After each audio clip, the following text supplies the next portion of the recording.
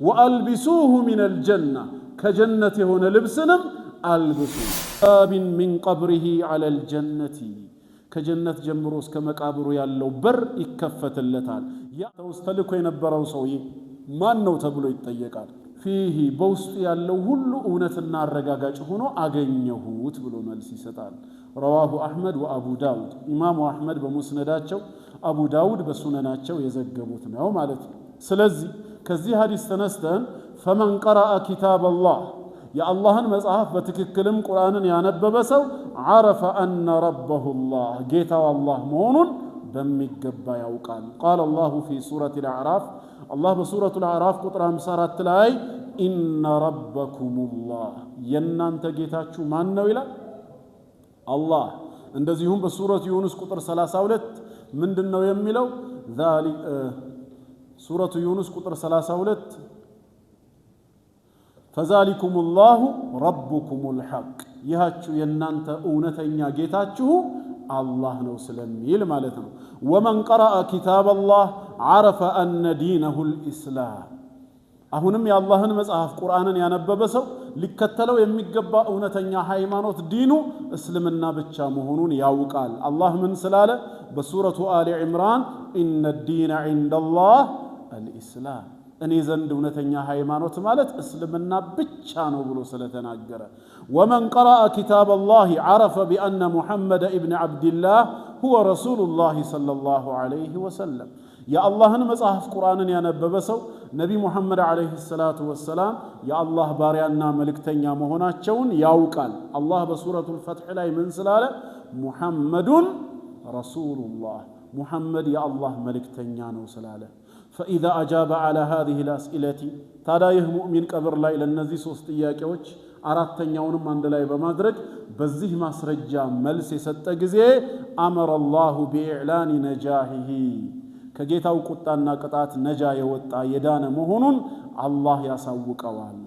ወአመረ ለሁ ቢሲቲ ጀዋኢዘ ቱሰለሙ ለሁ ፊ ቀብሪሂ አላሁመ ጀዐልና ሚንሁም እዛው ቀብር ላይ ሆኖ ሶስቱን ጥያቄዎች ከነማስረጃው ስለመለሰ ብቻ 6 ሽልማት ይሸለማል። ስንት ሽልማት? 6። አልጃኢዘቱል ኡላ የመጀመሪያው ሽልማት ፊራሹን ሚነል ጀነቲ እዛ የተኛበት መቃብር ላይ ከጀነት ምንጣፍ ይመጣለታል። በጀነት ምንጣፍ እንዲተኛ ይደረጋል። ያእሙሩ ላሁ ለሁ ቢፊራሽን ዩእታ ለሁ ቢሂ ሚነል ጀነቲ ፈዩፍረሹ ቢሂ ቀብሩሁ በዚህም ሰበብ ምን ይሆናል ማለት ነው? ቀብሩ ይነጠፍለታል፣ በጀነት ምንጣፍ ይተኛል። አልጃኢዘቱ ሳኒያ ሁለተኛው ሽልማት ሊባሱ ሚነል ጀነቲ ከፈኑ ልብስ ይወጣና ምን ይሆናል? የጀነት ልብስ ይመጣለታል። ያእሙሩ ላሁ ለሁ ቢሊባሲን ዩእታ ለሁ ቢሂ ሚነል ጀነቲ የልበሱሁ ፊ ቀብሪሂ ቀብሩ ላይ ይለብሰዋል። አልጃኢዘቱ ሳሊሰቱ ሶስተኛው ሽልማት ፈትሑ ባቢን ሚን ቀብሪሂ ዐለል ጀነቲ ከጀነት ጀምሮ እስከ መቃብሩ ያለው በር ይከፈትለታል። ያእቲህ ሚንሁ ሪሑል ጀነቲ የጀነት ሽታ ወደሱ ይመጣል። ወጢቡሃ ማዕዛዋ ባፍንጫው ይገባል። ወየራ ሚንሁ አህለሁ ወማለሁ ፊል ጀነቲ ነገ የሚገባበትን ጀነት ከወዲሁ ዛሬ የእሱ ስጦታው ንብረቱ ቤተሰቦቹ አብረውት የሚገቡት እነማን እንደሆኑ አስቀድሞ ያያል። አልጃኢዘቱ ራቢዓ አራተኛ ቢሻረቱሁ ቢልጀነቲ ወሁወ ፊ ቀብሪ እዛው ቀብር ላይ ያለ ነገ ከሚጠፉት ሳይሆን ከሚድኑት ነህ በመባል ብስራት ይሰጠዋል። አልጃኢዘቱል ኻሚሳ አምስተኛ ሽልማት ተውሲዐቱ ቀብሪሂ መደ በሰሪሂ ቀብሩ በጠቅላላ በ1 ሜትር እስከ 2 ሜትር የነበረችው ያችን ለሕድ ማለት ነው አይኑ በሚያየው ልክ እንዲሰፋለት ይደረጋል። አላህ ሁሉን ቻይ ነውና። አልጃኢዘቱ ሳዲሳ ስድስተኛው ሽልማት ኢናረቱ ቀብሪሂ ለሁ ቀብሩ ለሱ ጨለማ መሆኑ ቀርቶ የቀብር ኑር ብርሃን ነው የሚሆንለት። ይሄን 6 ሽልማት ለሶስቱ ጥያቄዎች ማነው ጌታ፣ ማነው ነብይህ፣ ማነው ሃይማኖት የተባለውን በአግባቡ ለመለሰ ነው።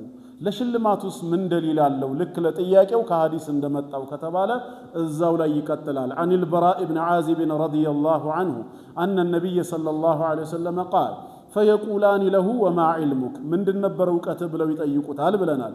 ፈየቁሉ ቀረእቱ ኪታበላሂ ፈአመንቱ ቢሂ ወሰደቅቱ ብሎ በመለሰ ጊዜ ፈዩናዲ ሙናዲን ፊሰማ ከሰማይ አንድ ተጣሪ እንዲህ ብሎ ይጣራል አንሰደቀ አብዲ ባሪያዬ የተናገረው እውነት ነው ፈፍሪሹሁ ሚነል ጀና ከጀነት የሆነ ምንጣፍን አንጥፉለት ይላል ቅድም ከጠቀስናቸው 6 ሽልማቶች ይሄ አንደኛ ሽልማት እሺ ወአልቢሱሁ ሚነል ጀና ከጀነት የሆነ ልብስንም አልብሱት ስንተኛ ቁጥሩ እንጂ አብራችሁ 2 ወፍተሁ ለሁ ባበን ኢለል ጀና እስከ ጀነት የሚያደርሰውን በርም ክፈቱለት ይመልከት ይባላል ስንት ፈያእቲህ ሚን ረውሒሃ ወጢቢሃ አንድ ላይ ከሽታውም ከማዕዛውም ይመጣለታል ወይፍሰሑ ለሁ ፊ ቀብሪሂ መደ በሰሪሂ በመቃብሩ ላይ አይኑ ማየት በሚችለው ልክ ቀብሩ ይሰፋለታል ስንት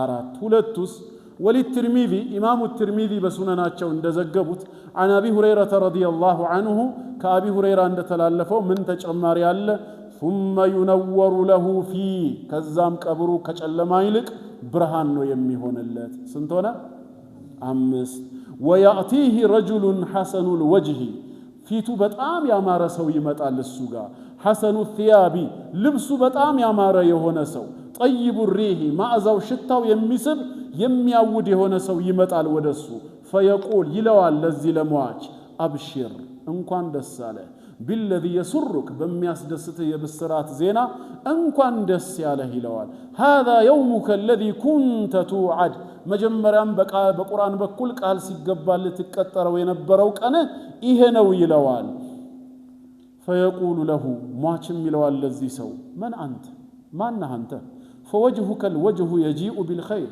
ፊትህ በመልካም ነገር ዜና ይዞ የመጣ መልካም ፊት ነው የሚመስለው ግን አላወቅኩህም ማነህ ሲለው فيقول ይሄ ሰው የሚላል انا عملك الصالح الله يوفقك ዱንያ ላይ ስትሰራኝ የነበርኩት እኔው መልካም ስራህ ነኝ በዚህ መልኩ አምሬ ወደ አንተ እንድመጣ የተደረኩት فيقول ልክ ይሄን ሲሰማ ሰውየው ምን ይላል ربي اقيم الساعه ጌታዬ ሆይ አሁኑኑ ቂያማን አቁማት حتى ارجع الى اهلي ومالي ቅድም በተገባልኝ ሽልማት መሰረት ቤተሰቦቼና ንብረቶቼን ታያለህ እንደተባልኩ ቶሎ ጀነት ገብቼ ወደ እነሱ እስክመለስ ድረስ አሁኑኑ አቁማት በማለት ጌታውን ይማጸናል رواه احمد وابو داود بسند صحيح ኢማሙ አህመድ በሙስነዳቸው አቡ ዳውድም በሱነናቸው የዘገቡት ነው ማለት ነው ስለዚህ ከዚህ ምን ተረዳን ማለት ነው ቀብር ላይ ሙእሚን ይሄ 3 ጥያቄ በሚቀርብለት ጊዜ ከነማስረጃው አያይዞ ለሚሰጣቸው መልሶች የሚያገኘው 6